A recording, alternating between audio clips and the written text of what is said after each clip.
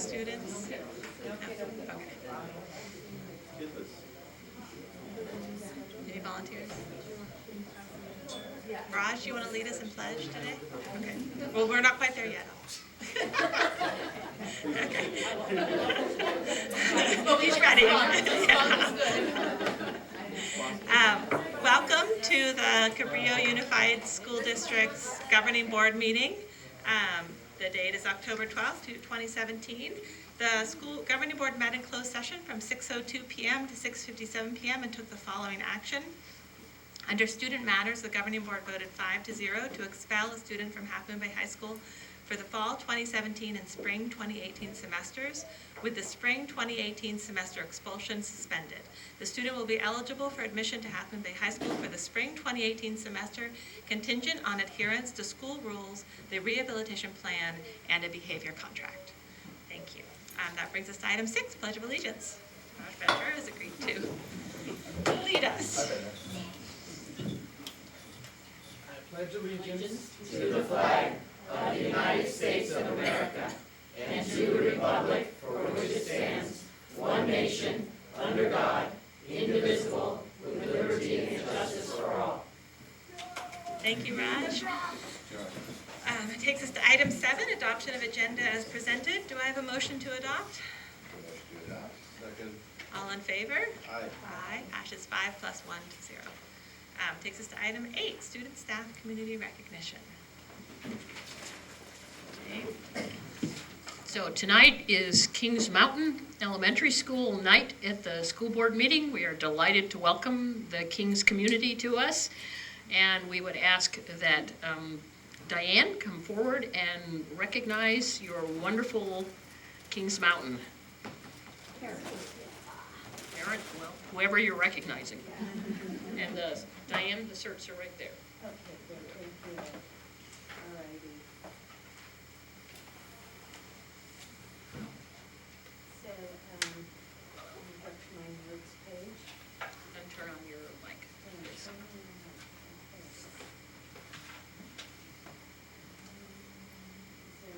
Yeah. Okay, great. All righty. Good evening, President McCammett and governing board members and Superintendent Euster. It is an honor and privilege to stand before you tonight representing Kings Mountain School and acknowledging 2 very special Kings Mountain School parents who in the course of their many years at our school have gone above and beyond to support our school, its staff, and most especially Kings Mountain School students.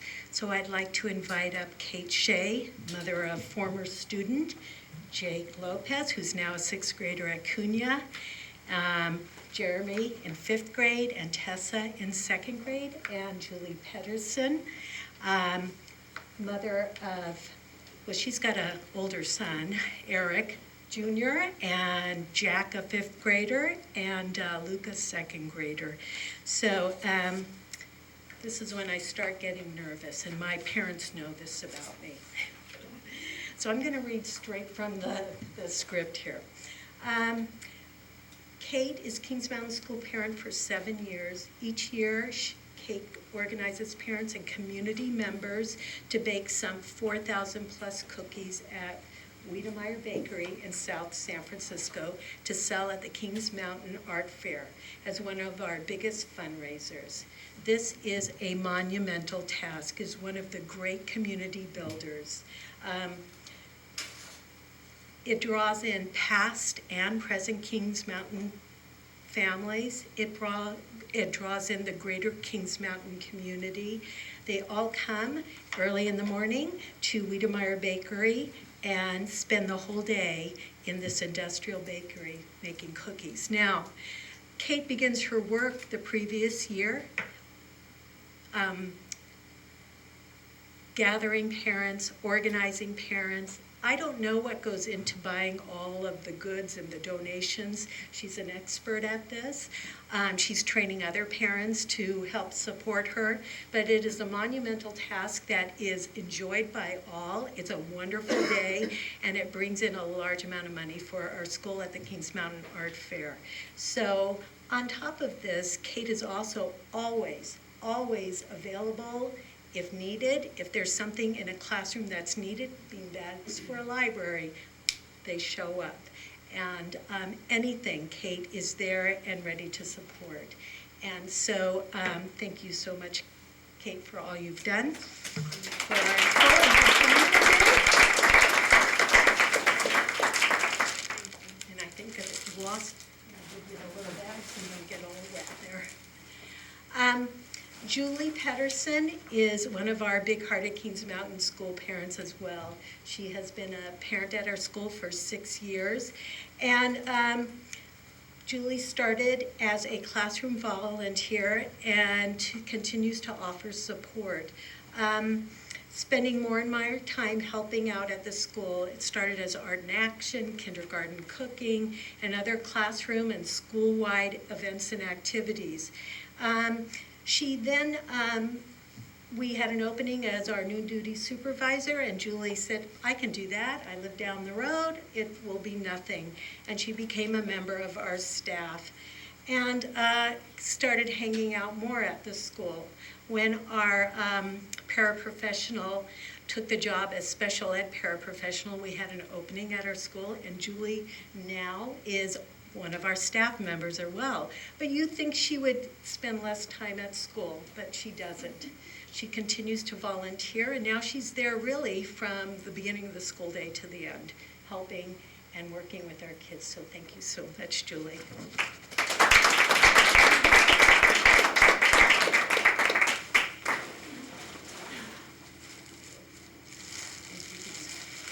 Thank you. Thank you, Diane. Thank you, Julie and Kate, for all that you do for Kings Mountain and the children. We really appreciate it.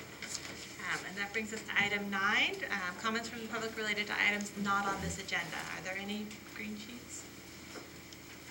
Seeing none, moves on to representative reports, item 10, CUTA. Sean, welcome.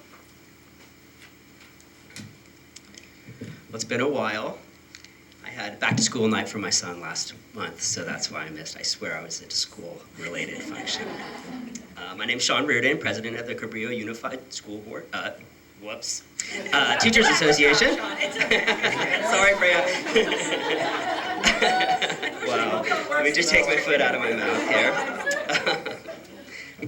Okay, let's see. New Year's well underway, and we've got so many significant changes at the in the Cabrillo Unified School District, and so many new faces, new buildings, new bell schedule, and of course all those new teachers and administrators. Block schedule and the advisory are going swimmingly well at the high school. People love it. On Monday afternoon, everyone says, "How could I possibly teach 5 classes in a day?" Thinking that we've done it for eternity, but with the new changes going really well. But like all new births, there are some messes, and with a flexible staff and creative administration, we're meeting those challenges, and it's continuing to be really well embraced. Let's see. Yeah, the biggest change around, it's not the new construction that's continuing at Hatch. It's definitely the number of new faces on campus. The new teachers at the high school have, all the new teachers have a BITSA program to support them. And the leadership group, leadership team at the high school has developed a mentoring program. And they're pairing with the new teachers, so there's this one-on-one mentoring that's really been embraced and really been successful. But there's some concern about the new administrators and who's supporting them. These are the guys who are working the longest hours and in some of the most stressful positions. And to come to find your place in a unique school district like this one that's rural and suburban and diverse and homogeneous and unified, it's a tough job. And the contract, great place to start, but it's the human connection that really brings us to find our place in this culture that we teach in. I had my observation yesterday, and I took advantage of it. I knew Mr. Barnes was going to come to my classroom and see me teach a lesson, and as I looked over my old observations, of the 12 that I could find, 8 of them were art history presentations, and 3 of them were the same artist. And I thought, well, that's a cop-out. I'm missing out on an opportunity to get some really productive feedback. So I taught an entirely new approach to artistic critique with my class. knowing that James Barnes would be there to give me feedback. And it was a good lesson, for sure. You could ask Bella. But it wasn't a perfect lesson, and it wasn't entirely polished. It was one that needed help, and I used it. I used the opportunity to get the feedback from Mr. Barnes. So I'm wondering who the administrators, the new administrators, have to give them that feedback. It's the human connection that's really going to help people find their way here, and we need our people to stick around. So I appreciate your attention, and thank you. Thank you, Sean. That takes us to CSEA. Is Diane here? Okay, seeing none, moves us on to item 11, reports, information, and presentations. And we get to hear more about Kings Mountain now. Receive a report on Kings Mountain Elementary School. Do you want to introduce them? Okay, Diane.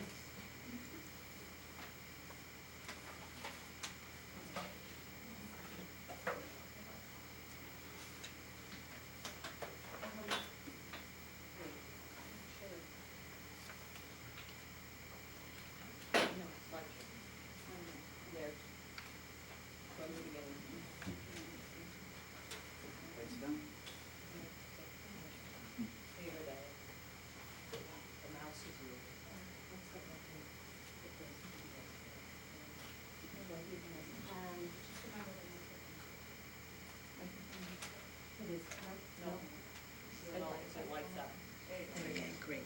Well, good evening again.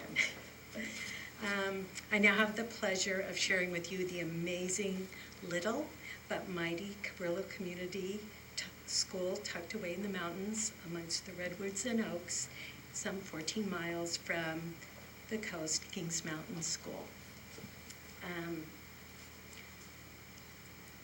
Oops. You know what, I'm all Mac at home, so let's see. The other, There are two mouse cubes. yeah, okay. It is, what? There, okay.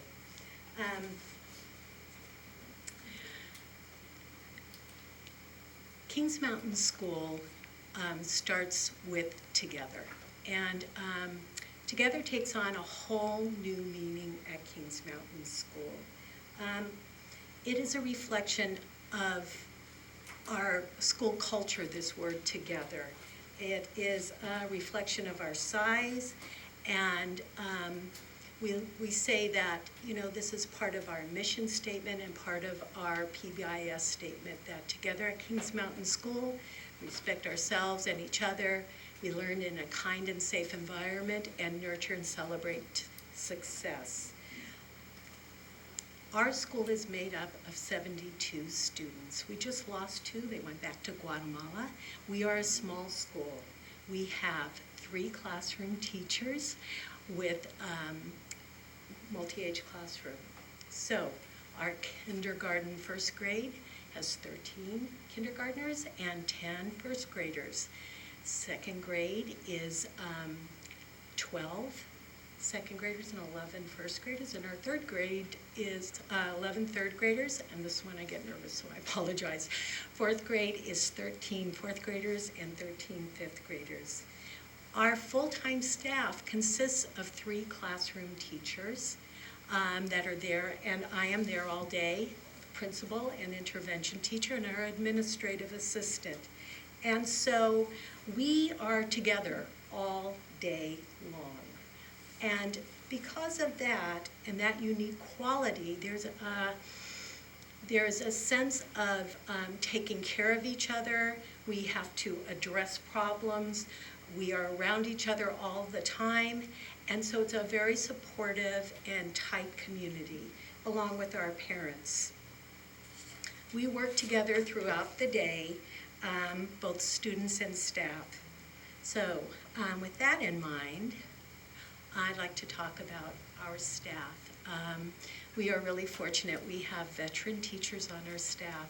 I know Miley isn't here today, but Debbie certainly is, and I know other sites can't do this. I can actually acknowledge almost every staff member and stay within my time.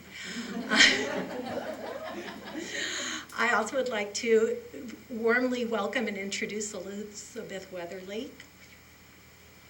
Elizabeth comes from Southern California, and Suzanne Bolton retired last year, and she's our new 2-3 teacher. And although she's from Southern California, she grew up in the Northern California, so she's got a Northern California heart and is fitting right in with our team. All our other staff come in and out throughout the week, but the 4 of us, along with my administrative assistant, I should say ours, Leslie Schmutz, are there every day working together. This year we're really fortunate. We had a lot of new faces at our school. We have a new science specialist, Joan McIntyre, retired, to support her family, and we have a new science specialist who works with K through 5, Robin Lise Nielsen, who also works at Cabrillo, Cañada College, where she teaches life science. And we have Paul Godwin joining us, and if anyone's familiar with him, he's a music teacher extraordinaire, and you'll get a chance to see his magic. So as a staff, we work very closely together, and our aides, we have Julie, Robin, who's also married to a mountain person, and Donna McCurdy came from Fairlawn View. Our administrative assistant also has a child at our school, and so does Elizabeth. She brought with her 2 4th graders and a 7th grader. Sam is now at Cunha. So it's a tight little group. And I'm going to check my... So as we are with each other all day long, we are a collaborative team. We teach together. I teach with every classroom teacher, reading workshop. We learn together. Every teacher is on leadership. Every teacher is on the school site council. So we plan together. And that gives us unique opportunities to really get deep and into what's going on with our students as learners, our school altogether. We're able to differentiate, and we are able to focus on our students' needs this year. And one of them is agency, which I'll go into greater detail as we further along. So I know later I'm going to come up for 1 to 2 minutes to go over our SIPSA, but I'm just going to point out a couple of our goals in SIPSA, the ones that, of course, we're targeting our reading workshop, and we're doing special work on that. But it is our college and career readiness, where we are working on the social, emotional, behavioral, as well as academic demands for our student. That is a key focus, additional focus for us this year. And then the positive school climate. That's also something we have focused more closely on. Due to the very small size, we don't have options to partner with other people. Our students don't have options to play somewhere else with others. We really need to solve problems and work together, and that's what brings our community and makes it so tight, and that is what makes us unique on the mountain. Alrighty then. So for us, it's all about the students. We have 72 students, as I've said, and this year we're focusing on student agency and engagement.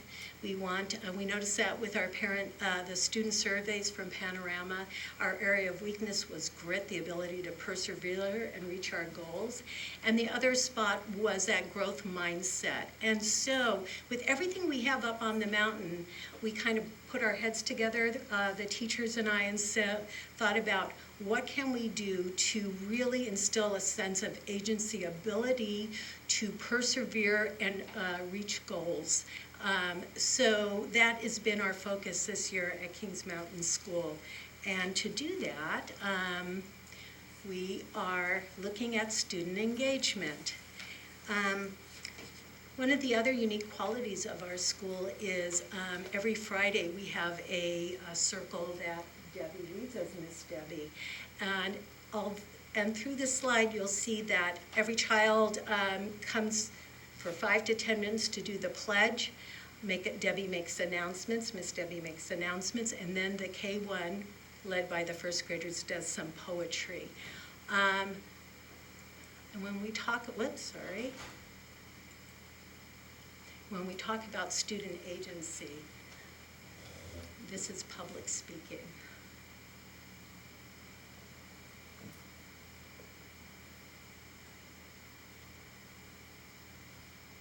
Okay. Whoops, sorry. Let me try this again. I'm a little, you notice I'm not, how do we go backwards then? Someone help me out?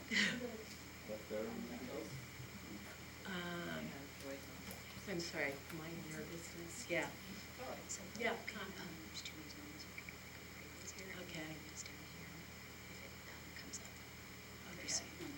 Oh, I see it now. Thank you, Joy. She's trying to get that video up, Joy. Yeah.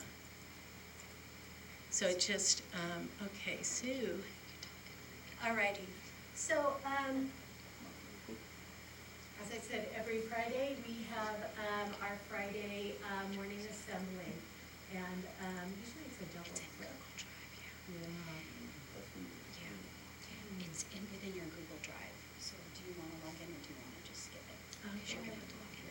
Okay, it has to log in through your account because it's in your Google Drive.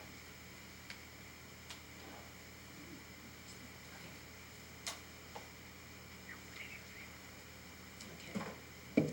Sorry about that.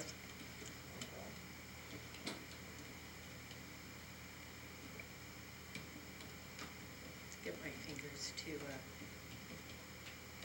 oops, sorry. Okay.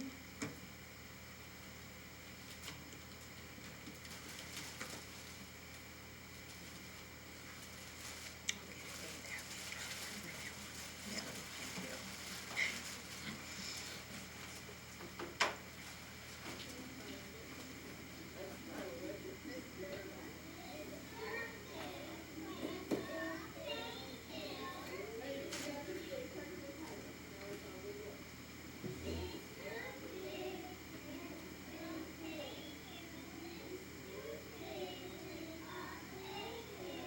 Now, this is perseverance.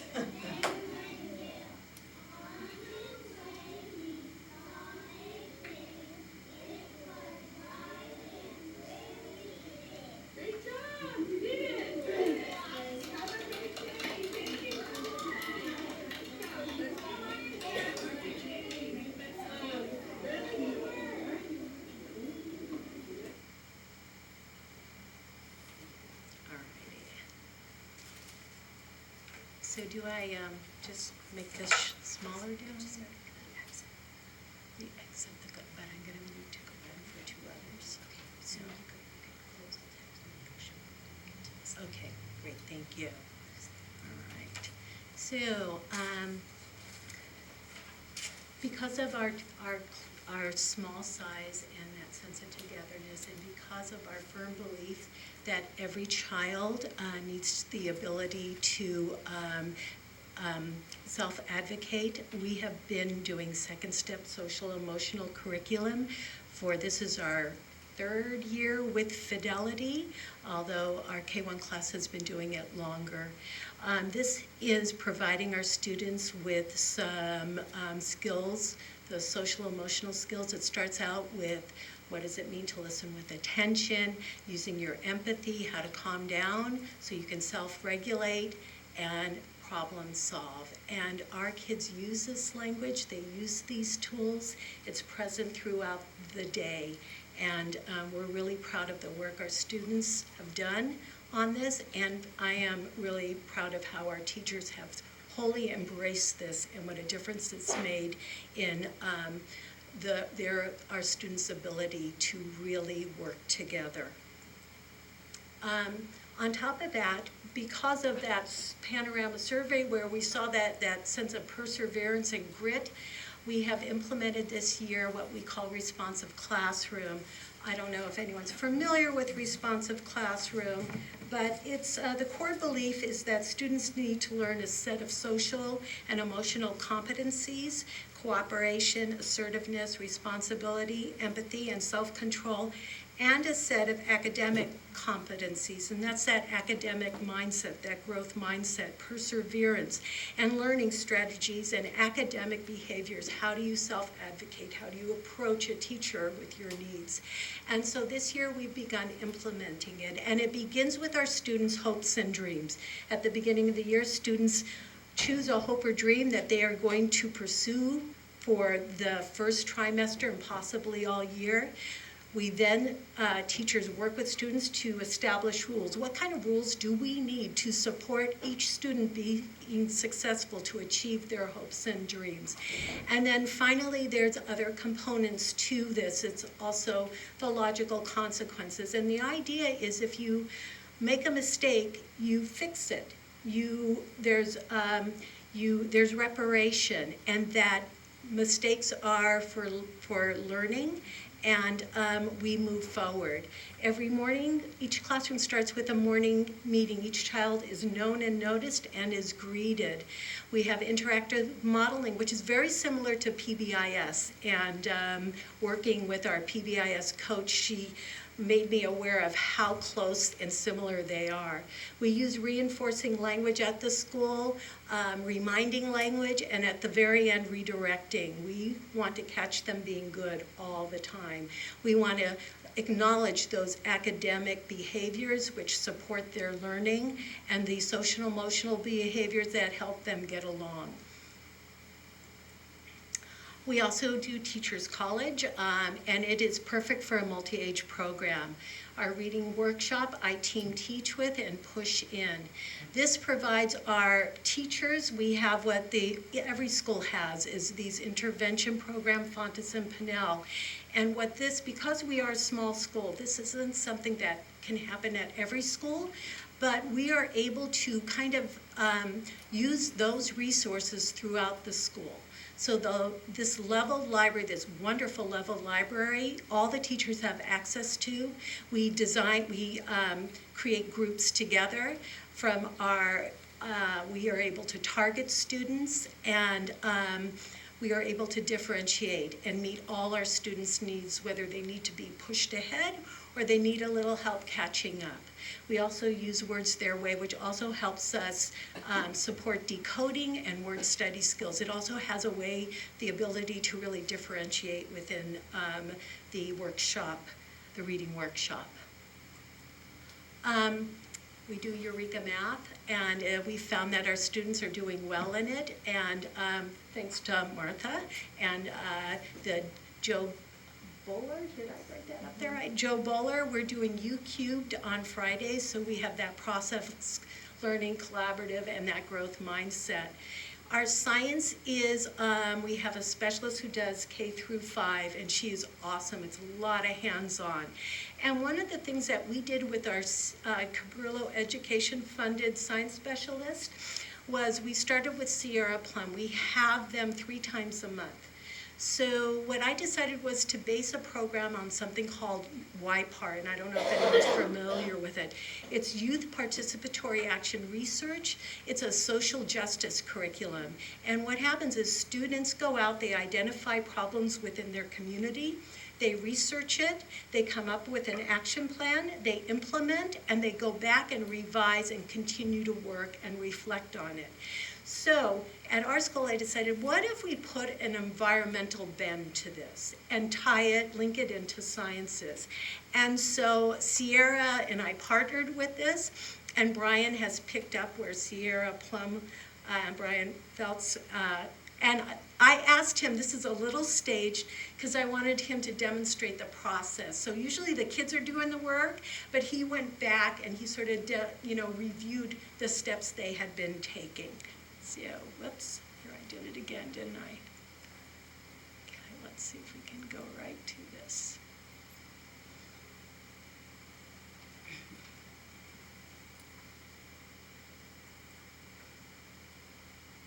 Food chain and ecosystems within the food chain.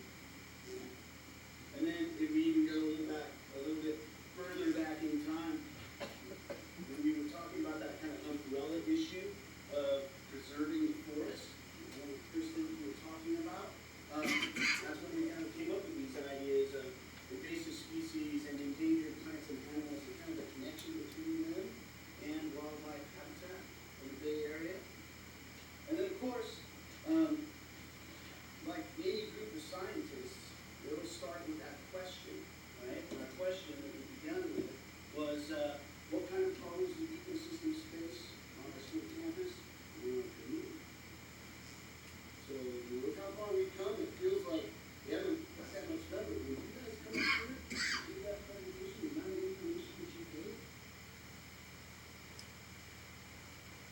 last year, and for 2 years now, our, I go right here, Joy, onto the end? Yes. Yeah. For 2 years now, our students have come up with a proposal. They have presented to school site council if they need a little additional funds, and then they present to the whole school. They've done, the first year was recycling, the second year it's composting. This year they're looking at invasive species. They don't have a plan of action yet, but we look forward to them presenting, educating the other students, and implementing the program. We have art in action with our parents. The arts are alive at Kings Mountain School. We think they're just as important as the core content subjects. We have lots of parent volunteers for art in action. They team with teachers. We have the district. We have Mr. Aguilar for our 4-5, and we have parent volunteers who also team with teachers to do PE. And now we have brought on a brand new music teacher. He is working with students, and they are going to create the performance. He's going to work with the students and help them create a performance for the Kings Mountain community. This is Paul Godwin. This is her first day working with students, so it's really impressive the work he does. Film at 11. Okay, ready? Here we go. 1. Wait, if it's for the film, we're doing our class song with our name rhythms, and let's do it with the words for the video. Okay, ready? Here we go with the names. 1, 2, 3, go.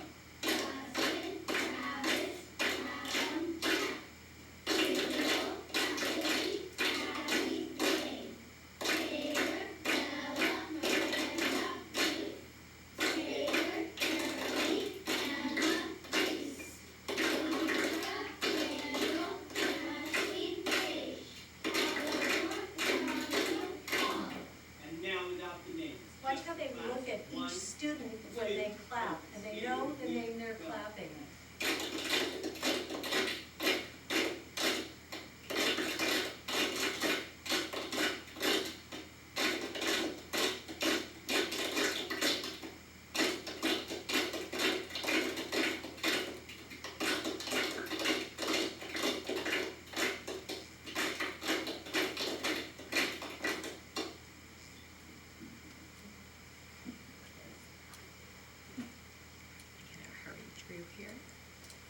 So, and of course, then there's our families. We have the most amazing families at Kings Mountain School and community.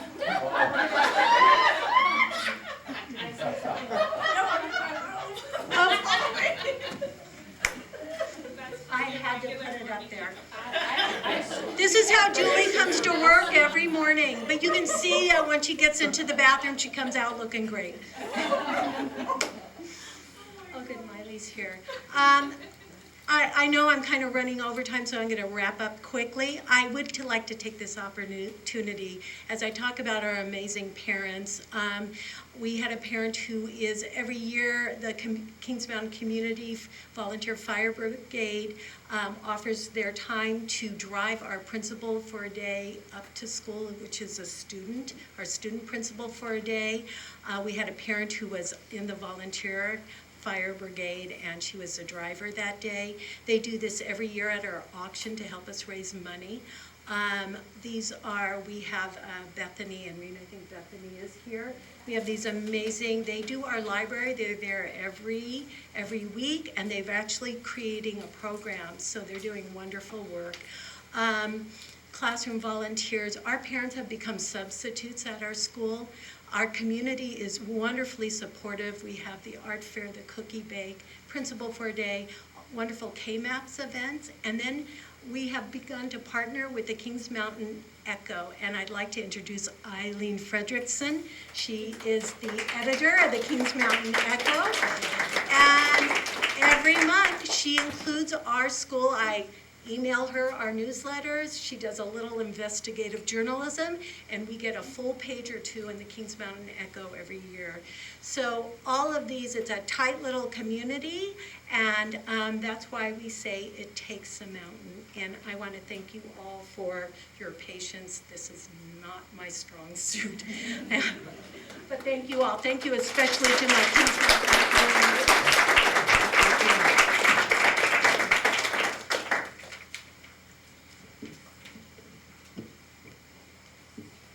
Diane. That was a great presentation. It was wonderful to see the little clips from the actual school site, so I really appreciate all the effort made in that.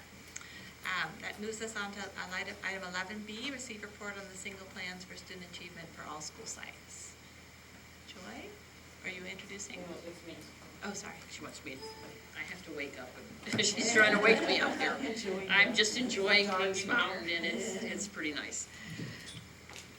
So right before we start the single plan for student achievement, first of all, President McCammett brought to our attention a couple of minor potential errors within the SIPSAs, the single plans. So I want to, yes, and I agree. You did indeed read them. So let me make the public corrections to the plans, and then we will edit them after this is over. The first of them is in the Cunha single plan. It inadvertently says that there's only 4% of students at Cunha that are eligible for free and reduced. We simply forgot the 0, it's 40%. So I want to formally correct that, please. The second thing I would like to do is to, in Fairlawn View, there were professional development plans put forward and the years were incorrect. So I would like to correct them, that the years should be 15-16, 16-17, and 17-18. You are absolutely correct. And that also happened in, what is this?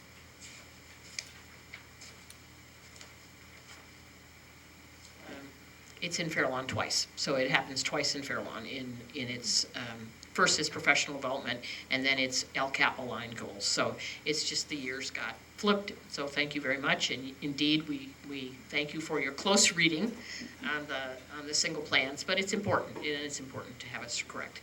The other thing I'd like to do briefly also, because our governing board member Hines also asked about these single plans, and just for the public, and they were extremely good questions. The single plans are created at the site levels, and they directly flow from our strategic, our local control accountability plan, our strategic plan for education. And so they do not come as the strategic plan came twice to the board. It is a centrally created board document with lots of public input, but created here. The single plans by law must be created at the sites, and they must approve at the sites with the site councils and with faculty the expenditures of certain of the title funds, Title I, II, and III. So these documents have to have lots of signatures before they can even come to the board. So the board acts in more of an oversight model here rather than the drivers, and that's why they don't come twice. We apologize. There are a lot of things to get through here. The only thing that makes you feel any better, they used to come at the same time that the LCAP came, and so there was about 3,000 pages of reading that took place. But now we have separated them so that the LCAP comes first, and then these flow from them. So for the public as well, that is how these documents take place, and that's why they take place in the way that they do. The other thank you I would like to give is, one, the unbelievably difficult work it is for all of our PTOs, site councils, everyone who is involved in the creation, our principals, our teachers. This is really heavy lifting, and thank you so much for the incredible time and effort you take, especially it's done early in the school year, so people still are getting used to being on these new councils, and so the work is an incredible workload, along with Irene Brazil from the district office, who spent countless hours with each of the principals in this room, ensuring they understood all the complexities, all of the complications in making these. Indeed, Sean, you got a great point about mentoring, and so our principals also carry mentors one-on-one, and on beyond that area, also Irene on this particular issue, because you don't come in knowing how to do this. There's no instruction manual on how to create one of these, and she spent a lot of time, and also a huge thank you to Joy and to Crystal. This is a huge task, and everyone came together, and so I'm happy now to turn it over for the report to the board.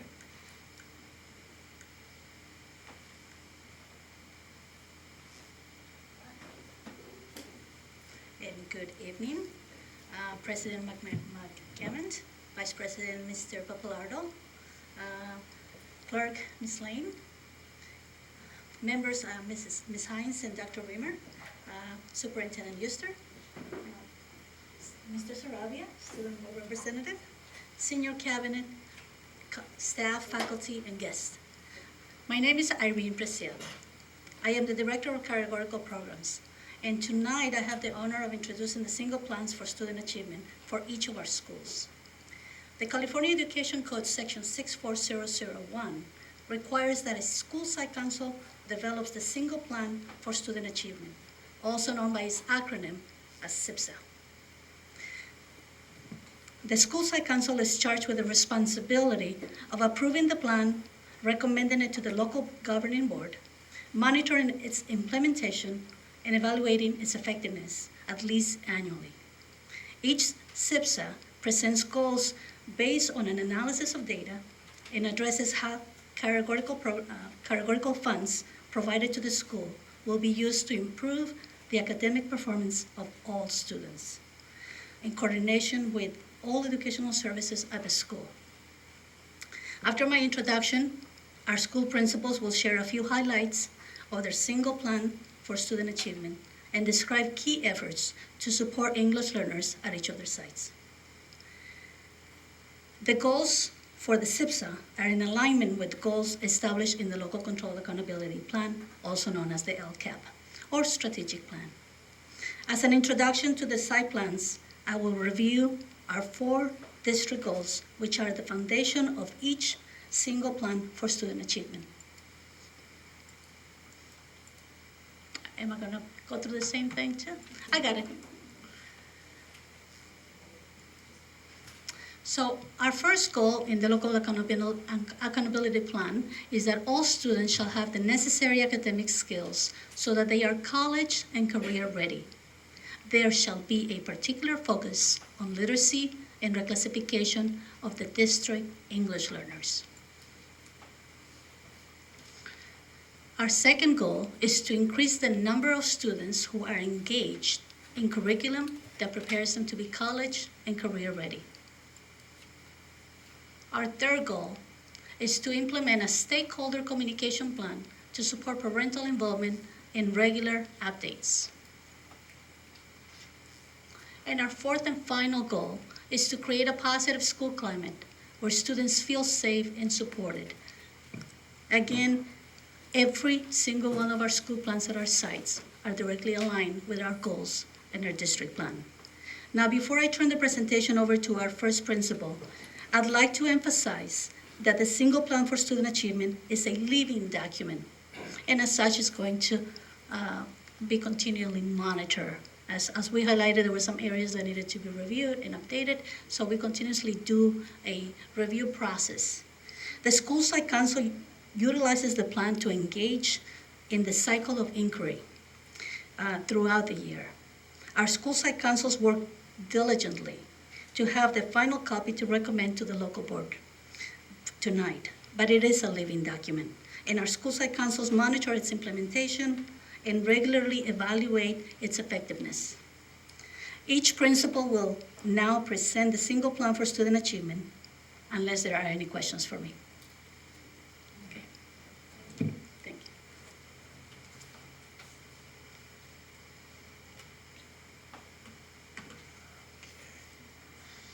Good evening, everyone. My name is Raj Murthy, principal of Pilarcitos High School, and I'm going to first present some of our highlights of our CIPSA, specifically with our comprehensive plan to support safety and a positive school climate. Along with all of the district schools, we're implementing PBIS, positive behavioral interventions and supports. By the end of the year, we'll have full Tier 1 implementation, and we're looking to continue that after this school year. In the spring, we'll be hosting our second annual Challenge Day. We hosted our first last year. As many of you probably know, it's a transformative day that Cunha and Half Moon Bay High School also hold, and we're looking forward to our second one coming up. One of our teachers, Courtney Pereira, attended a substance use disorder prevention training, and throughout the year she'll be giving us snippets of what she learned at our staff meetings to see how we can assist students who are struggling with this real issue. 4 times a year, the Half Moon Bay Rotary does student recognition luncheons, white tablecloth, silverware, coffee, and dessert included, and a parent, the student, teacher, and myself attend these luncheons, and they're to reward positive behavior and attitude, attendance, and credits earned. This year, one of our actions in our CIPSA is to send 3 teachers and myself to a restorative justice training, and that will happen in the spring. And then we're also implementing a dynamic mindfulness program through an organization called Niroga that uses breath, movement, and centering to reduce stress and build self-efficacy for students and staff. We have 3 highlights for our English learner supports. The first is a designated and integrated ELD, English Language Development Professional Learning. This will come in 2 forms. The first will be 10 of our collaboration periods that happen on Fridays. Will be led by Director of Categorical Programs, Irene Brazil, and she'll be training our staff in really instructional routines that help English learners and all students. 2 of our Super Tuesdays are also dedicated, along with other district secondary schools, to ELD professional learning.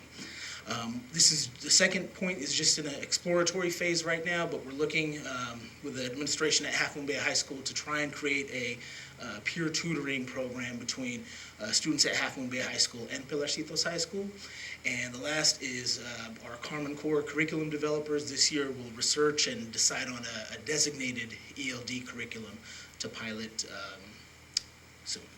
I'll hand it over to John Nazar, who will be presenting Half Moon Bay High School. Thank you, Raj, and welcome. John Nazar, principal at Half Moon Bay High School. And these are just our highlights, but I think we have a very good plan going forward for this year to really support our students school-wide, as well as our target students as ELD. So one of the things we recognize and have recognized for the last few years is that AVID has been one of our most powerful and most successful programs. It is very clear in almost every category that AVID has had a major impact. So we're going to continue through the CIPSA to support the AVID program and its expansion. Now we have it in all 4 years, and working with, of course, in line with CUNA. We have a program that goes from 6th grade to 12th grade, and where we're going to support them financially is through our Title I, and I think we have Title I money for this one to continue to build out all the pieces of the program. The other piece, which is big at the high school, is the AVID field trips. We do one major one over the winter, not the winter break, that one in February break, I believe is that one, or the spring break where they went down to Southern California. They saw 12 different universities, like 4 a day for 3 days. It's an incredible trip. Kids write these essays on it, and they created like a little blog. I mean, it's amazing amount of information and comfort they get by really being socialized and observing and being part of all these universities led by our counseling and some teachers. The next one is really much broader based in that the AVID strategies are extremely powerful across the board, and it will help all of our students as our teachers really all are trained in those. And I think whether it's Socratic seminar, it's Cornell note-taking, every single student can benefit by that. And then finally, support for Common Core specialists. We started that last year, and we are having our Common Core specialists align not just Common Core curriculum, but also align it with our ELD goals this year. And I think we're hoping and we believe that it will make an impact. And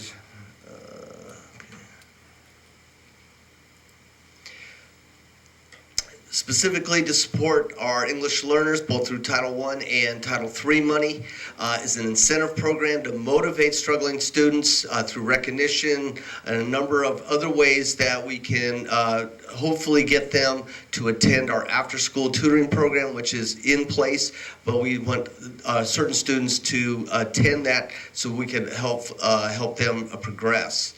We're looking at a specific, we have not identified yet, but we do have a group of us, including our school site council, which will be approving all of it, the technology to enhance and the progress of the English language students. We're doing a parent workshop on how to effectively support all students and ELD students in particular, and that will be the target audience. And finally, common department time to align support for students who are academically struggling, so that each department will be looking and analyzing how can we best support the students that are English language learners so that we can continue to make progress. So thank you, and I'm going to turn it over to Mr. Feldman from CUNY. I'm not as good as John, so I need notes. So good afternoon or good evening, everyone. While we at CUNY have also focused on all four of the goals, we want to pay special attention to two areas in our CIPSA goal. These are areas where we're spending both substantial time and money. We are really focusing in the old-fashioned, we're going to go a mile deep and get that goal done. We are centered on student growth and academic readiness. First, we're centering our efforts on literacy and reclassification of our CUNY English language learners through the use of a leveled reading program called iReady by Curriculum Associates. We will use data to create coaching opportunities for our students by our teachers that will also be involved in small group lessons with the hope of providing instant feedback and goals for our students to reach on a daily basis as opposed to just at the end of the year. We feel that this will help our students get that immediate feedback that's needed to move forward. The areas that they'll be working on are phonemic awareness. And secondly, we'll be working on vocabulary development. Third, comprehension of literature. And fourth, comprehension of nonfiction literature. It is a very specific and detailed program, and it has very clear outcomes and goals that we would like to see, and we will be ready for implementation in this program pending today's vote by October 23rd. No pressure. Next, we are working to engage our students in a curriculum that allows them to be both college and career ready through Avid Excel, which is a different Avid program, but in the same vein as our traditional Avid program. We will be accelerating our long-term language learners' acquisition of their language, their academic language, for the sole purpose of creating students who have unlimited post-secondary opportunities in the areas of career and or college readiness. And we're going to both combine Avid Excel, iReady, into our ELD curriculum with a very strong focus, as you can see, on literacy and academic language development. With that, I'm going to turn our program over to Mr. Hatch. No, Mr. Davis. Good evening, board members, Superintendent Euster, and members of the cabinet. I'm David Purcell, new principal at Hatch. I don't know how much longer I'm going to say that, new principal at Hatch, but yeah, principal at Hatch Elementary. And one of our highlights is having new curriculum for English language arts and Spanish language arts. We have Wonders for English and Maravillas for Spanish. It's a wonderful curriculum, Wonders. It's a wonderful curriculum because it provides really strong support in reading comprehension, strategies and skills, and vocabulary, grammar, and spelling. Also, the support is very strong in the assessment area. It provides assessments, weekly assessments for all the content areas, as well as bi-weekly and in cycles of 6 weeks. Also, we have math support through after-school programs and online front row. We're in the process of hiring 2 teachers for after-school to provide math support after school. And also, we are right now piloting 2 math programs that hopefully next year we'll get to adopt and be strong in that area as well. We're expanding our parent communication and offering 2 parent education sessions per trimester. We have actually scheduled already mindfulness for parents, and starting with a Zumba class. And actually, one of the last classes we have through the middle of the school year will be providing support students socially and emotionally at home. Also, we're going further in depth with our implementation of the positive behavioral interventions and support. We're transitioning from Tier 2 to Tier 3 in PBIS. So we're going from, we went from Tier 1, from big support to students at school, to a smaller group, and now we're going more targeting students with behavior challenges, either through behavior plans or SSDs.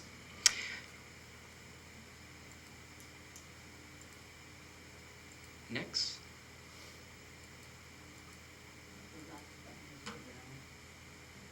There you go. So our support for English learners is huge, actually. We have a school-wide implementation of the new designated English language development curriculum, which actually is wonders. And the greatest about this is that the curriculum is aligned to the ELA curriculum. So basically, students in the English class or in the Spanish class, they're talking about volcanoes. The ELA curriculum is talking about volcanoes as well. So it's linked to the English language arts class, which is fantastic because students don't feel disconnected from the English class or the Spanish class. So it's great support for English learners. Also, we're grouping the students in 2 levels per group, and we're following the 30 minutes of instruction daily in 2 levels per group. And teachers are doing a magnificent job in shuffling students by grade levels. Also, we are working in structuring an after-school intervention program besides the homework club that we have from PTO. We're working on hiring, again, 2 teachers to provide intervention programs for English learners. And the way it's going to work, and it's connected to the last point, is we're going to provide one-on-one support for English, but we're going to be doing groups of 15 students, and they're going to be grouped in 5 students, doing groupings for Lexia, RAS Kids, and one-on-one intervention, and they're going to be rotating in the after-school program. Any questions? All right. Thank you. So I'm going to turn it over to my friend, Mr. Gaitan.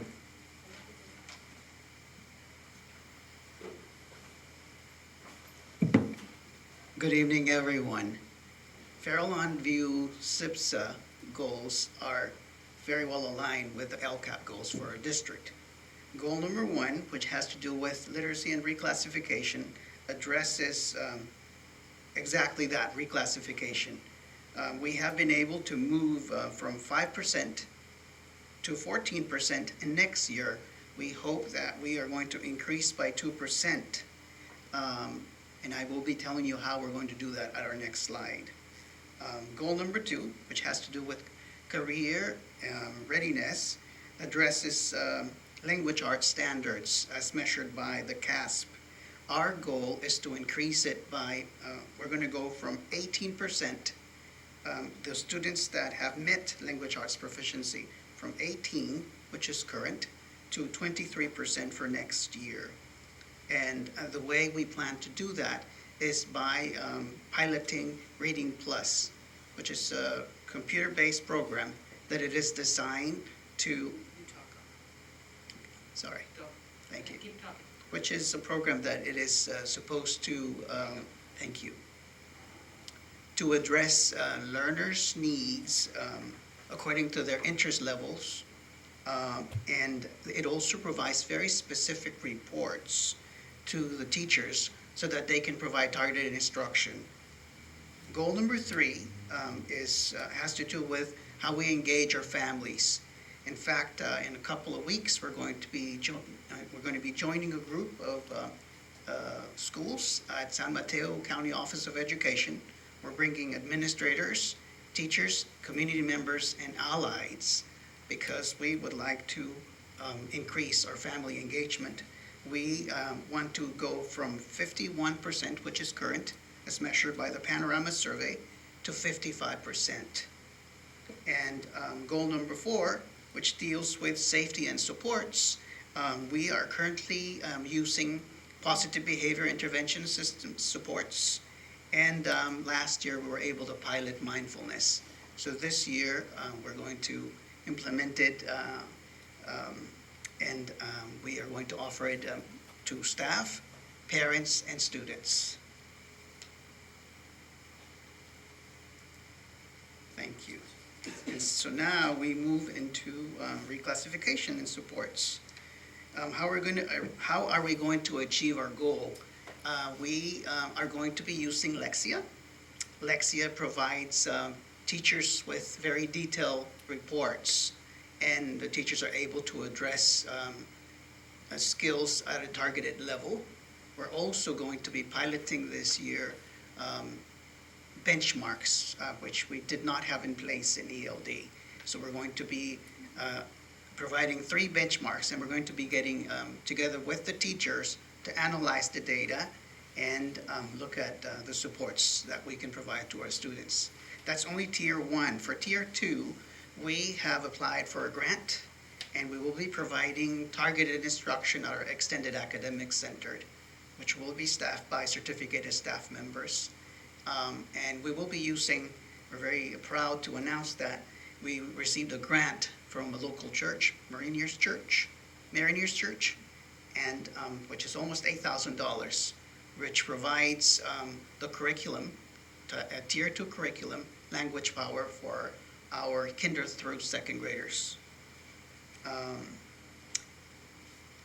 And we are also working in partnership with community organizations. We are working very closely and sharing data and interventions with the Moonrich Reading Program and also with ALAS. They provide specialized tutoring with student teachers. Do you have any questions for me? No? I would like to introduce our wonderful principal at Kings Mountain, Diane Siegel. Hi, this will be short. Kings Mountain School is focusing this year on our English language learners through, we have a very small amount of funds. So what we noticed last year was we went on a webinar which was integrated ELD. So what it was we discovered that we had wonderful resource in not only did it provide strategies to work with our English language learners within the classroom, within our push-in and team teaching, we will continue developing those skills so that we are not only supporting our English language learners, but our struggling readers as well. We also have implemented now responsive classroom because student agency, the ability to advocate in a pro-social manner we feel is vital for our students as they move on to CUNYA and being able to self-regulate. So our responsive classroom practices are being implemented, and we will be focusing on developing those this year. Whoops, did I hit 2 already? There, sorry. I'm gonna get this, I promise. Here we go. I see. Okay, there we go. So with our push-in team teaching, we have targeted groupings and we have a targeted English language development grouping. And that is sort of the focus. It covers pretty much almost all of our LCAP goals, our CIPSA goals, because it draws in also our community partners in this as well. Responsive classroom is inclusive of our parent community. So those strategies will be implemented also community-wide. That's it. Any questions I can answer? Thank you. I now invite Martha Ladd, Principal of El Granada. Good evening. My turn with this.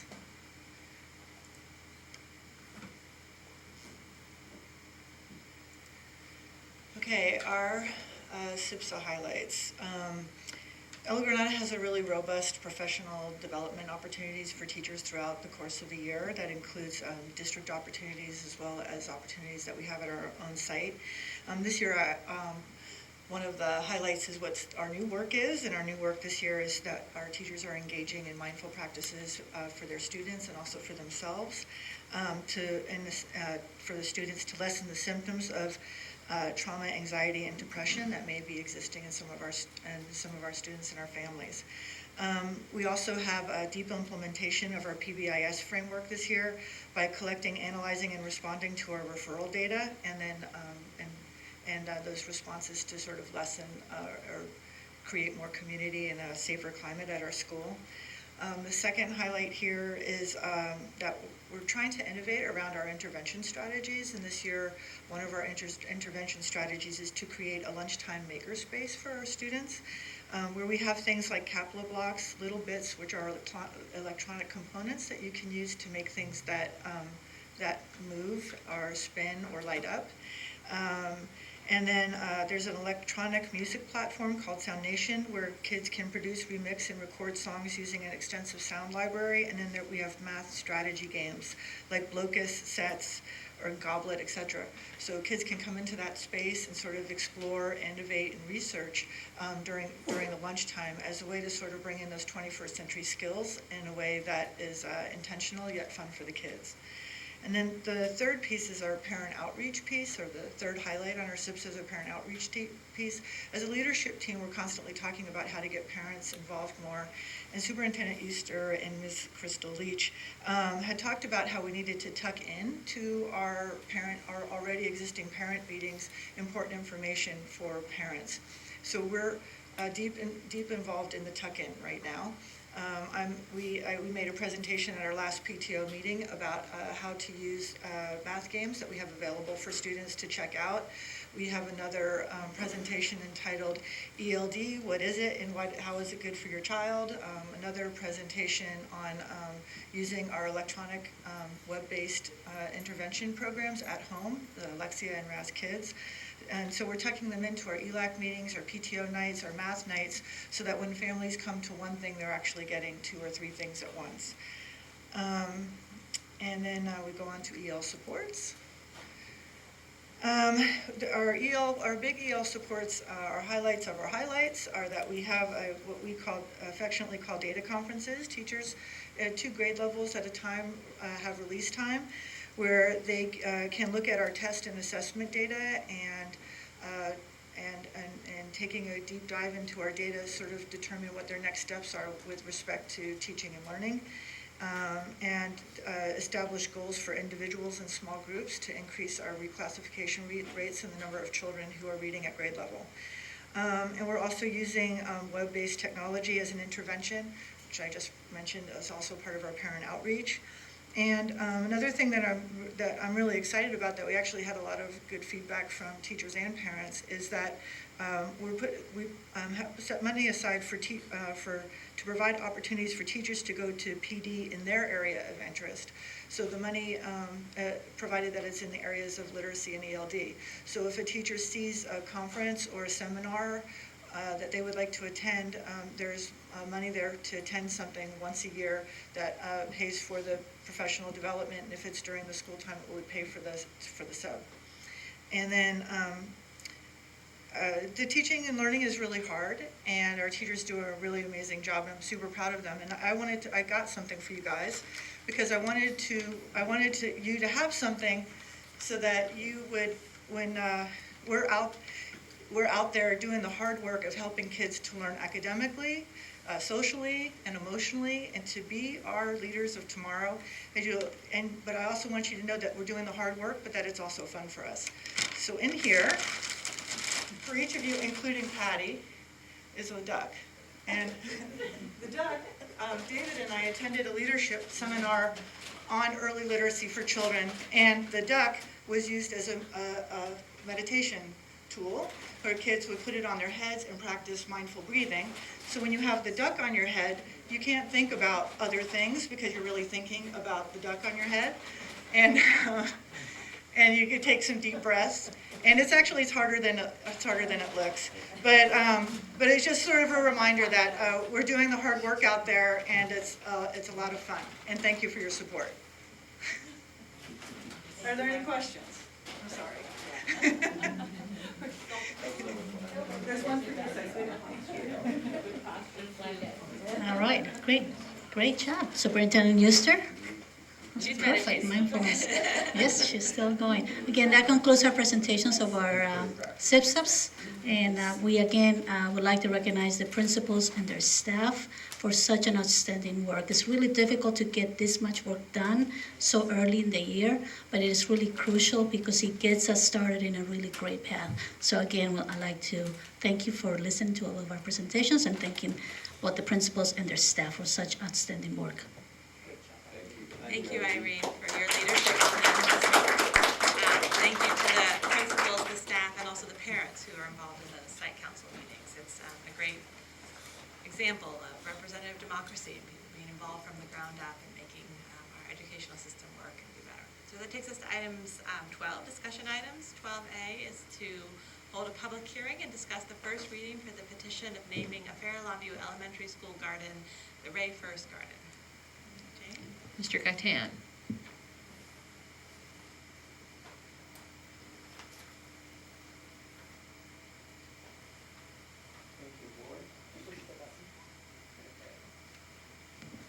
There we go. Thank you very much, Board. Thank you, Superintendent Cabinet. On behalf of the Fair Longview community, I would like to request the naming of our current native plants garden, the Ray First Garden.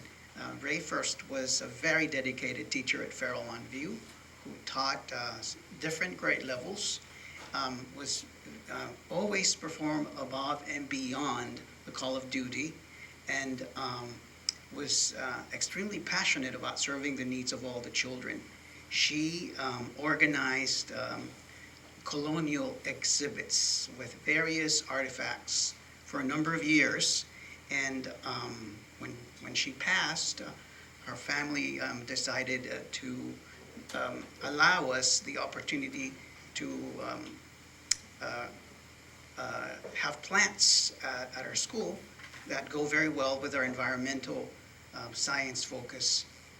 And this year, we would like to ask for your permission to formally name the garden, the Ray First Garden, and install a plaque on her behalf. Thank you. So we are holding a public hearing on this, so I will gavel open the public hearing. Do we have any comments on this topic? Go ahead. I'm John Nazar, now principal at Half Moon Bay High School.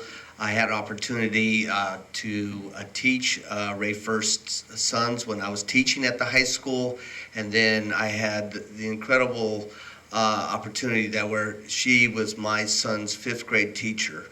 She was not very tall in stature, but man, when she walked in, she would fill a room with joy and love, and this is just a wonderful thing, and I support this 100%. Thank you.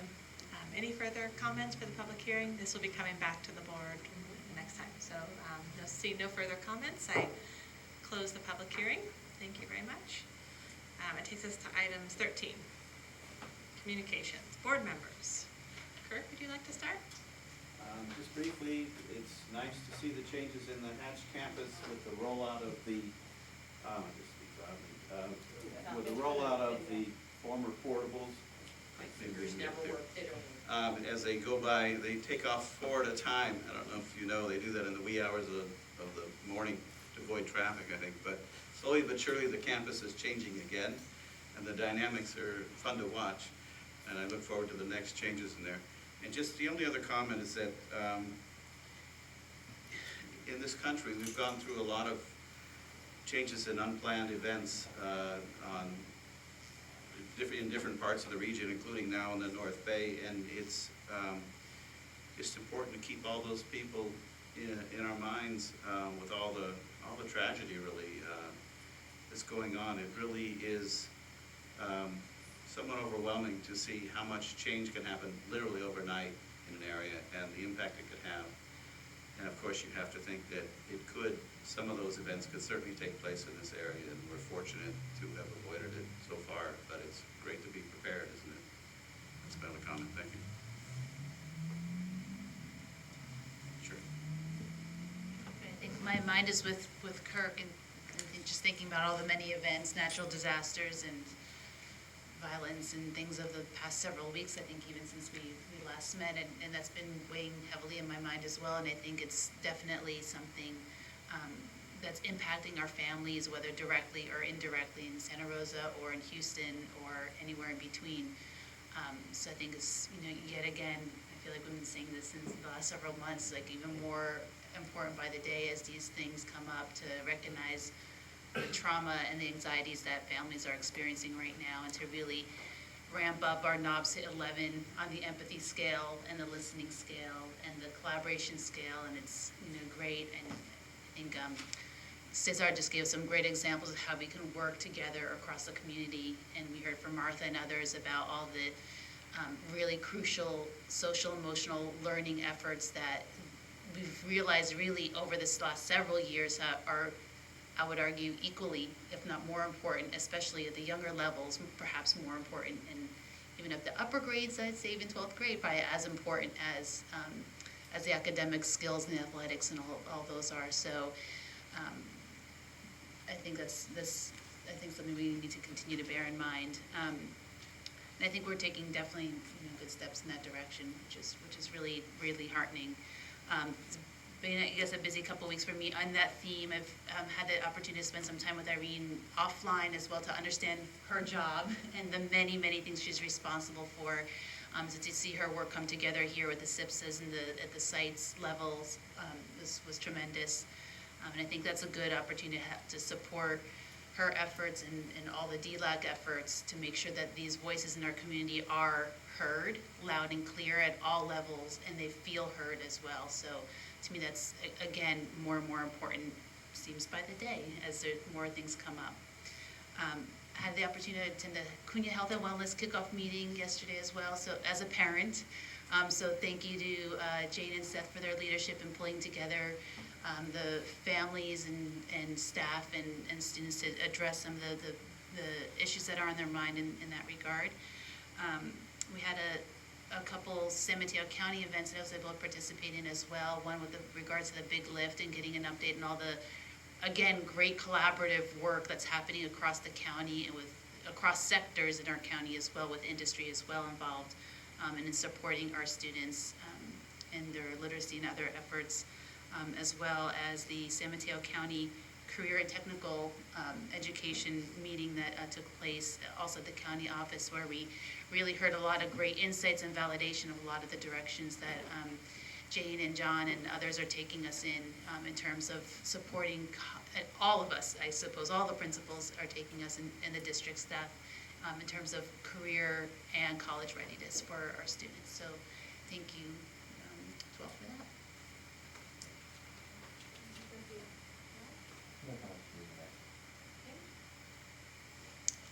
So I've got 3 buckets to go over, but it won't take too long. One, buried in tonight's board package was a list of subs for approval. One of the people on that list was a graduate in 2012. And my heart was just so warmed to know that we've got graduates of our community that want to be here and work here. And that really, to me, was meaningful. Second, the Musical Odyssey group I mentioned last year, their goal is to connect children with professional musicians sharing their art. And so they're family-friendly concerts that are being held here in Half Moon Bay. I've got 10 flyers with me. The first of their series this year is a Ario Trio. And again, these are professional musicians. It's an hour-long concert. Kids can be squirmy, and there's a cookie reception afterwards. But it's incentive to bring music to the community. So free concert and easily accessible, so feel free to take a flyer afterwards. And finally, thank you, principals, for all of your heavy lifting for these student achievement plans. You did a phenomenal job. Some of the things that I picked up on, and I think it's not easy, is to be very honest and open with what the challenges are in your individual communities. That is commendable, because in being honest about what the challenges are, you can have real discussions and work towards solutions. So thank you so much. And finally, yes, I balked when I saw what? I've got to read all these pages? And I'm a person who likes to think out loud and I like to talk, obviously. But reading through them, it can be dry.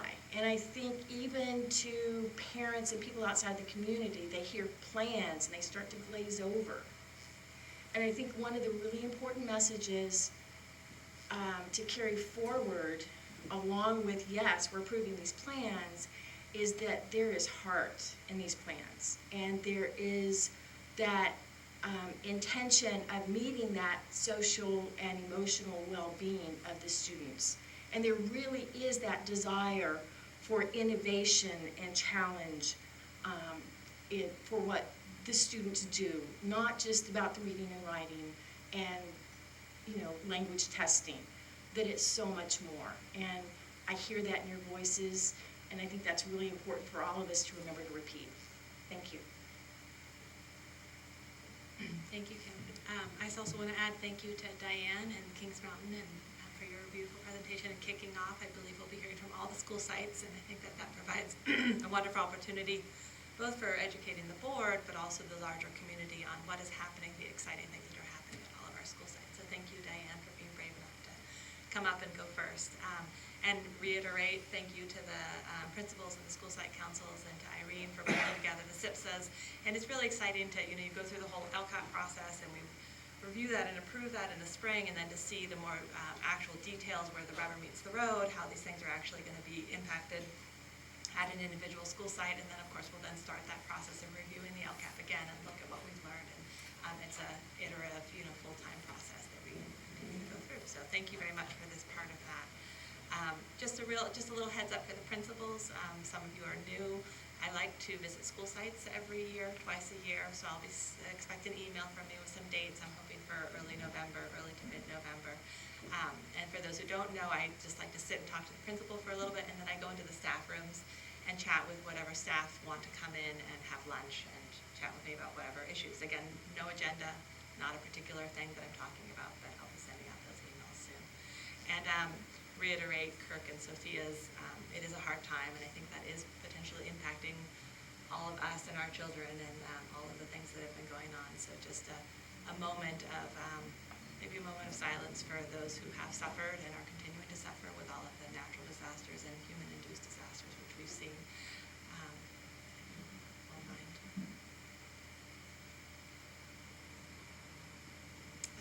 So they know all of our thoughts are with them, and our thoughts are with those in our own community as well who are being impacted by this moment. So, thank you.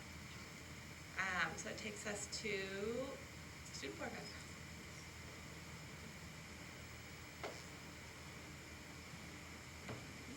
Hi everyone, can you guys hear me? Okay. Okay, so I'll start off with Cunha. So on October 5th, Cunha had their kickball tournament between all grades, which was great. And October 12th, which is today, they had their activity of 8th graders versus staff volleyball, which is always exciting. And then for tomorrow's Friday activity, Cunha will be doing musical chairs, which always makes people smile. And Capture the Flag will begin October 17th and will end on November 9th. But before Capture the Flag is over, we will have our yearly Halloween dance, which always brings joy to all the students. Last, I want to mention that Cunha will have a coat drive, which has not been announced but will be coming soon. And next we have Hatch. So Hatch is working with having the Pumpkin Festival parking lot fundraiser and is also working with a garage sale fundraiser the week after. And last, they will be working on their Jogathon fundraiser, which is exciting as well. Okay, so Pilarcitos High School. So Pilarcitos High School is enjoying a great start to the school year. The veggie boxes from our organic farm, Coyote Farms, are in high demand. We have reached out to all our customers at other Cabrillo school sites. This year we have had a great response. Our leadership group, Coyote Council, is a part of creating few events to further strengthen our school climate. Students will compete in tapestry making contest, a Halloween room decorating contest, and possibly even a Halloween scavenger hunt. That's fun. And additionally, our school songwriting class is in the middle of writing what will soon be a #1 hit. The chorus is catchy and is heard around the halls from teachers and students. As soon as ready for release, we will let the district know. Thank you. Okay, and finally, Half Moon Bay High School has been doing a great job for spreading the positivity and spirit. On September 22nd, we had our yearly Club Jam, which gives students opportunity to join interesting clubs. For example, Puente Club, GSA Club, Photography Club, and many more. This year, our Club Jam has reached up to 22 clubs, which is insane. In the month of October, we had no school on the 6th and the 9th, but that Saturday we had our exciting artichoke run, which interesting fact started since 1971. I did not know it's been that. Yeah, it's pretty. I mean. Okay. And last, I want to mention that we are working very hard to bring our school positivity to our very own Pumpkin Fest. From Pumpkin Fest, we plan to bring all the excitement back to our homecoming week, which is the week of October 16th through October 20th. Thank you. Any questions or comments? Thank you.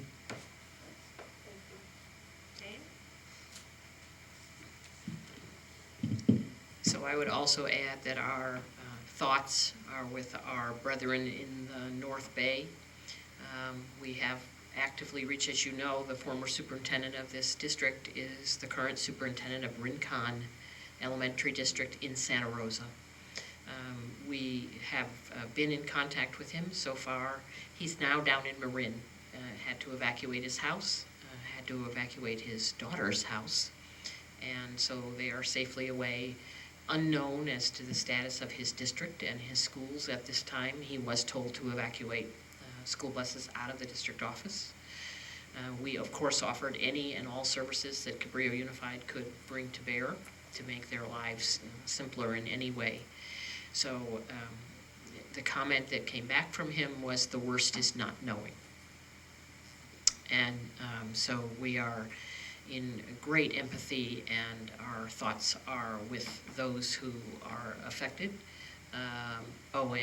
Patty reminds me to tell you that at least 20 of his staff members lost everything that they've ever owned. So it is very real and very serious, and we actually will have some teachers out of Cabrillo tomorrow because they're going to help family in the affected areas. So very stressful times. We have, as you can hear, our focuses have redoubled on the students and their needs well beyond the academic at this time.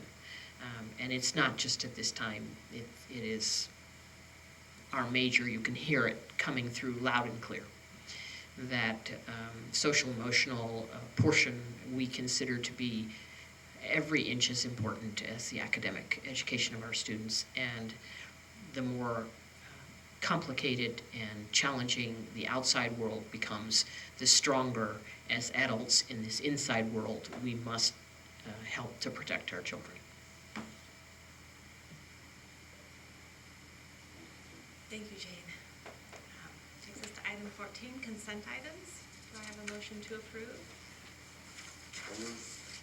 Second? All in favor? Aye. Takes us to action items. 15A, hold public hearing and adopt resolution number 24-17 to approve the statement of assurances for the pupil textbook and instructional incentive program for the 2017-2018 school year.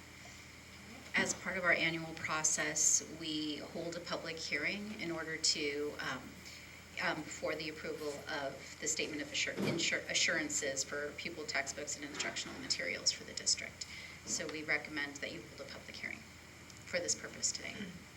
Public hearing is so open. Any comments on our pupil textbooks? Seeing none, the public hearing is closed. And then is there action on the resolution?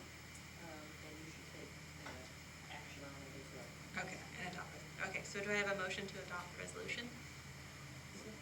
A second? Any question, comments, or discussion? Good idea. Let's do it. Okay, roll call vote, starting. Aye. Aye. Are you sure? Perfect. Undecided. Okay, so it passes 5 plus 1 to 0. It takes us to item 15B, approve single plan for student achievement for all school sites.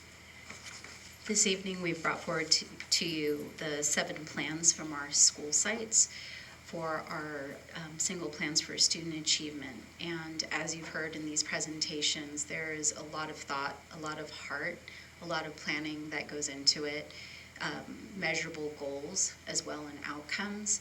And what I appreciate most about it is that I think while the approaches are very uniquely different, the heart of sticking with the local control accountability plan, strategic education plan for goals is within each of them. And it's a way that each of the school sites really strives to meet those goals in the unique approaches that are special to each site. So we recommend that you approve our single plans for student achievement. As amended.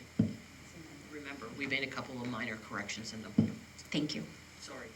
That was bad. I got the note. Okay, do I have a motion to approve the single plan for student achievement? A second? And then, any questions, comments, or discussion? I have a few. Notice I didn't ask any questions in short version, but. You go ahead and turn on your. Sure. So, I appreciate the effort that goes into this every year, and it's wonderful how it complements the LCAP, and basically they kind of write themselves in a way that they do it, and then you can add the flavor for the different locations.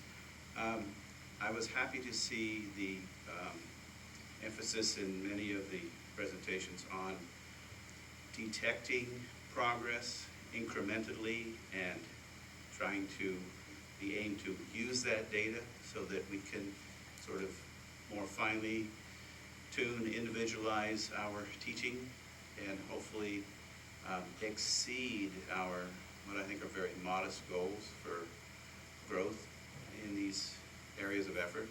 So that's good. Thank you for that.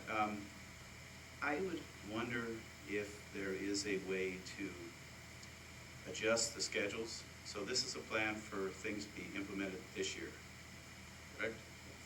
Okay. Well, there's a lot of thinking that goes into that. It's a lot to read in 3 days. I don't know. Some people have kind of open schedules, some of us don't. And there's a lot of information that would be nice to be absorbed more. The nuances that are presented, this is great, but these are big documents, and it's kind of like the LCAP. It all comes in one big bubble.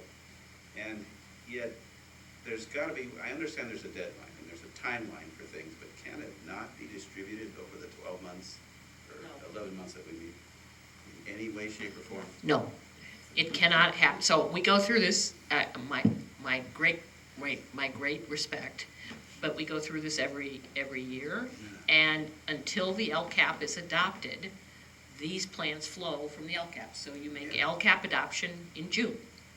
By law, these plans are due in November. But the planning for the plan must take place in more than 3 weeks out of the year. I make a recommendation for how we might be able to have, so we've been starting to do updates during the year on our LCAP plan, right? On the 4 goals. Would it be Distributing the possible project. to have maybe some of the school sites, maybe when they give their presentations, which they already kind of do, talking about the progress of some of these things? and then that would give us some of this updated That's information. good. The progress would then lead to, next year, we're maybe thinking we're gonna do this different, and then that would help to create that continuity, maybe the curve is Yeah, not. distributing it so there's time to absorb, and maybe have a little more back and forth, to the extent that it makes sense, not just to talk it to death, but so, yeah, and to understand why these choices are made. Yeah, Otherwise, no it's handed down, here we are, approve it, and that's Yeah, okay. that's no problem, no problem. In that aspect, yes. Yes, The thank you formal for thing clarifying is your- that is. Yeah, exactly. No, That, no the problem. deadline is the Yeah. deadline. Yeah. And then no it's just if we keep referring back It's to, not okay, 3 this weeks to comes work, from the I know SIPSA, that. which comes from the LCAP, and Got we it. understand when they're presenting on Avid, maybe it's even making that connection in some of those Correct. presentations, so Right. that it's clear, look, this was the goal, this is what Title I or II or LCAP funds funded, and this is, this is working this year, or we're not sure if it's working, but we're gonna move it in a different direction. I don't know, just an idea. That works. Okay, thank you. Any further comments or questions or discussion? Kind of related to that comment, I actually think they're quite interesting as well. So I did get through as much as I went through a bunch of times, and I'm sure I absorbed about 15% of what there was in there, because they clearly are so well thought out, and there's so much like behind those. I would not only welcome more further discussion for our information and understanding at the board level. I think this would be of interest to the parent community as well, and maybe some more than others, but maybe it is one of those things that does get tucked into PTO or ELAC meetings or special events, coffee mixers or whatever. I think this type of big picture context is not present for many families that do struggle with figuring out, why is this not working the way I think it's gonna work, or why am I having this challenge with my child? I think this would be a good opportunity to provide families with that context for their personal experience. So I just throw that out there as, for consideration as is appropriate and relevant to each school, to consider that. Related to that, I guess it's just glancing at it's a related question, but the site councils and just looking at the composition of them is just throwing, I don't know if it's a question or comment or an encouragement to ensure that we, as difficult as it is, I know, to get people to volunteer for these councils when they're already parents and busy and so on and so forth, ensuring that those councils do have adequate family representation, I think is critical. I was really impressed with the El Granada list. Not only were there a ton of parents, but it was really ethnically very well balanced. And I think, again, I know that's challenging, but as much as we can network within our parent communities to get a couple extra folks in there that maybe don't have as loud of a voice as they normally would, I think that's a tremendous opportunity. And the other thing I know has come up in different conversations, I'm curious if it's come up, and if it's relevant in this plan, as the role of the liaisons. Again, I'm coming back to this connection with the Latino community in particular. Is that part of maybe not explicitly in the scope of this document because of the funding mechanisms? But I'll throw that out there. Is how does the role? What are our thoughts around the roles of the liaisons at the sites right now, relevant to the SIPSAs? So I think that one of the things that is a huge difference between the SIPSAs and the LCAP is that the funding for each of the sources is very different.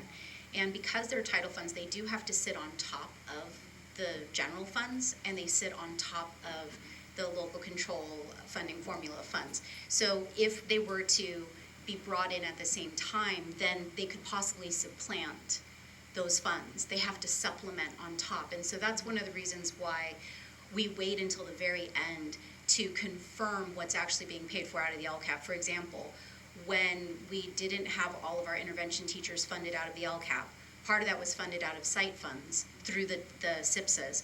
And once that funding got pulled into the LCAP, that released $40,000 then to be allocated for site needs. So that's one of the reasons why the feeling of it is the way that it is. In terms of the demographics of the school site councils, we recognize that that's something that's very important as well. And so as one of the metrics that we have in our local control accountability plan, strategic education plan, is actually to look at the percentage of underrepresented, or as we call also unduplicated students, who families that are represented within our decision-making bodies, which includes school site council and also the superintendent parent advisory group that advises for the local control accountability plan, strategic education plan.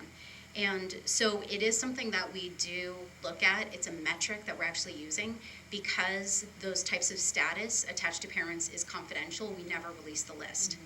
It's something that we look at it as a whole, and then we look at that information behind the scenes to just check what the demographic status is as a whole, and we never report it per site, but just as a whole district, looking at that. But we do have a goal of it, making sure that we're inclusive, not only of having the parent representation, but having, as it may be called, either underrepresented parents or also the unduplicated pupils who are also represented.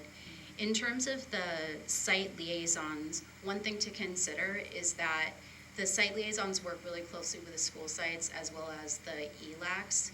And the ELAC functions also as an advisory group to the school site councils. So similar to the DLAC and the English Learner PAC as well, and the superintendent PAC that provide feedback on our local control accountability plan. Similarly, that's also how ELAC functions in working with the school site councils to provide feedback. So liaisons are involved with providing that connection between the schools, the ELACs, and the school site councils. And I know that at school sites, the liaisons also participate when we do have Spanish-speaking parents who are part of the school site councils who don't have access to the document in English or to the meeting in English. Then we also have liaisons as part of the process in that regard. Yeah, and my thought around the liaisons was in addition to that, to their input on the materials themselves, are we using them strategically as we are other online communication channels, as well as hopefully print, language, Spanish language communication channels? I'm just thinking about our broader kind of communication tool chest, if you will.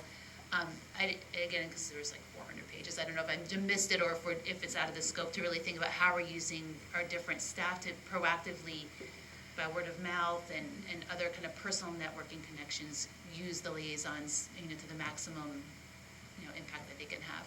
So I think that we can always improve our methods of communication, and I think even as we get it almost perfected, it's never perfect because our demographic changes. The way that people communicate is different. I mean, I'm still using Facebook, and people are doing Snapchat and Instagram, and who knows, there's probably people using MySpace still. I don't know. So I think that things keep changing, and so our methods of communication also need to change and be fluid with that. We will always need to improve and be better with that. But in terms of how liaisons are specifically used in our district, they're funded out of our local control funding formula. So their specific jobs and ways of participating in getting parent involvement in a variety of ways, not only in the site plans and the LCAP, but just through everyday communication, is actually more specified within our local control accountability plan rather than in our CIPSAs. And so we never really see like a holistic view of like the school strategic plan analogous to the LCAP, because this is kind of like the portion of it. Yeah, just so I'm learning, a lifelong learner myself, trying to figure all this out. That's more, it's really, we're seeing just that one piece, and so there's a lot that is more, okay, got it. And I will just add that I think that that's partially why the glue that holds it together are really our goals. And you'll see that the way that the goals are written for the school sites are really site-based metrics that are related directly to the metrics in the local control accountability plan. They just took it, instead of it being a district-wide goal. So instead of it being the collaborative goal between all 4 school sites for elementary, it's the one site's goal and what their demographics are and what they're going to need to bring that one piece of their schools a little bit further. Any more questions or comments?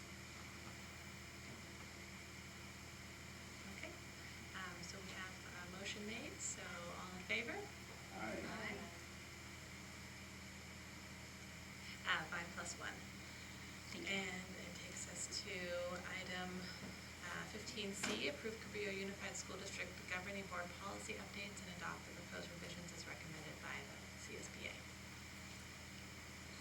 So this is, as we get policy updates, depending on the new federal, this one particularly, Every Student Succeeds Act is the kind of theme of all of these. And a lot of the changes that you're being asked to make are in line with the new federal guidelines and federal laws. and a lot of it having to do with Title I. There's some stuff in here on fee changes, but all of it is basically being driven by the changes to the federal policies. Do I have a motion to approve? So moved. A second? Any comments or questions or discussion?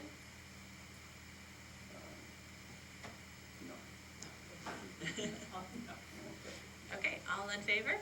Aye. Aye. 5+1. That ends the active part of our meeting. Our future board agenda items will be to receive a report on our strategic education plan annual update for goal number 1, receive our technology report, and receive the Fair Lawn View Elementary School site report.